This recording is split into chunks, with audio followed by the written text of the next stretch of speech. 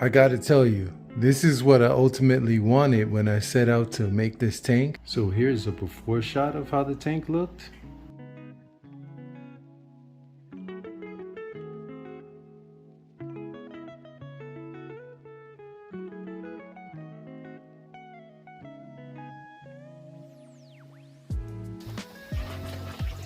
I have a vision for how I want it to look. I never knew it would get like this. Just released this guy and this guy.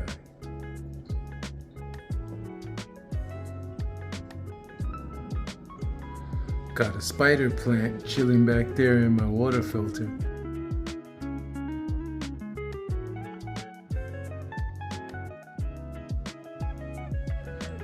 I removed the filter media, so now it's just a pump cascading water, just moving water around. And at one point, I draped some moss over this top of this log,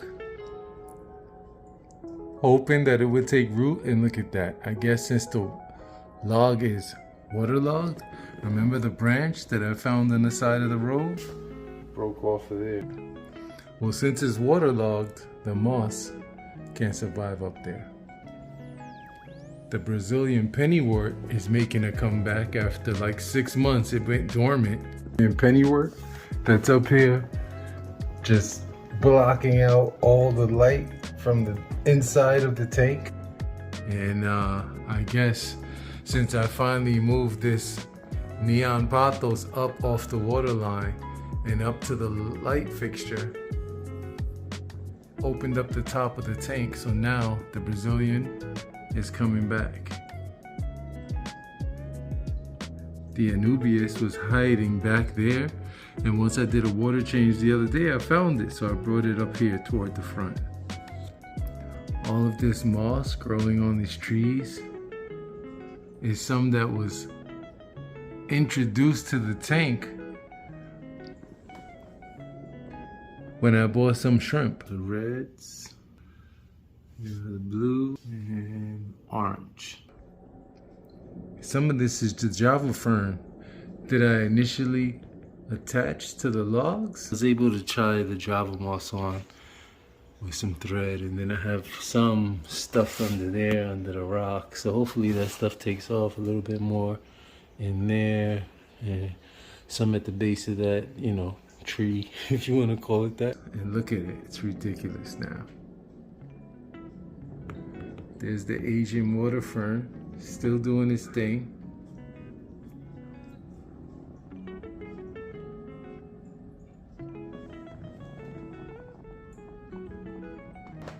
And here's the golden pothos. It was dangling down to the floor. Get the stitch. Don't want to step on my plant. Man, this thing is bananas. So I just suction cupped it to the front of the glass, giving it to make a 3D effect. So now we have plants on the inside and the outside of the tank. And look at that. Those original bamboos. It's crazy. So what I ended up doing was lifting up this neon pothos. These leaves are gigantic. I mean, look at this. I ended up lifting them up and wrapping them around the light fixture because they were just forming a ball in the tank under there. And then this one, it vined all the way to this side of the tank, wrapped around, came back, and then I brought it back. It even, with his air roots, started attaching to the wall here. So I had to unattach it. And I ended up cutting it. But there's a second piece over here that's still growing. You see? It's coming out and then bending down and coming back up toward the light.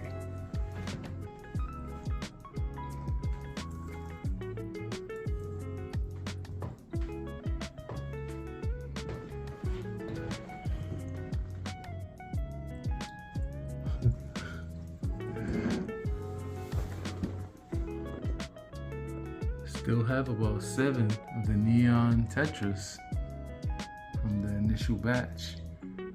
Looks like I got most of the mountain cloud minnows. Still got the big boy back there. And I just released 2 dwarf gouramis, the electric blues.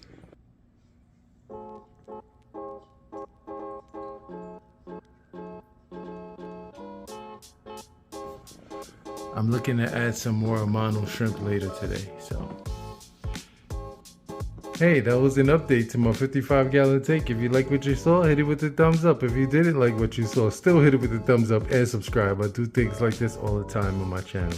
I was thinking about taking this little 2.5-gallon tank that I use for scraps when I prune the jungle. I was thinking about making a mini version of this tank, so let me know what you think I should do. Make it rimless, take some of the moss and some of the sticks that I have accumulated here, and perhaps put it in there with a tiny pump filter or whatever, and maybe put some shrimp in there, whatever. Let me know. Hey, this is Big Bris. Everybody stay well, and I'll catch you on the next one.